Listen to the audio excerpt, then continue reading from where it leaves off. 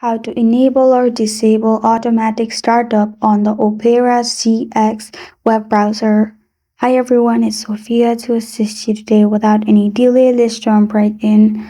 Open Opera GX. On top left, you will find O like option. Click on it, then go to settings.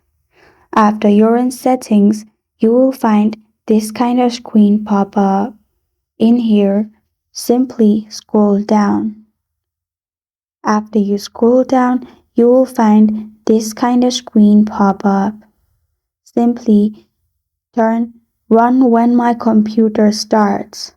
To turn it off, simply make sure your white circle is in left, and to turn it on, make sure your white circle is in the right.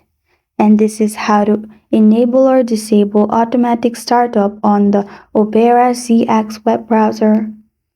Thank you for joining me today. If this video helps you out, please leave a like and subscribe for more. Got a question or want to suggest a topic? Comment below. I'm Sophia signing off until next time.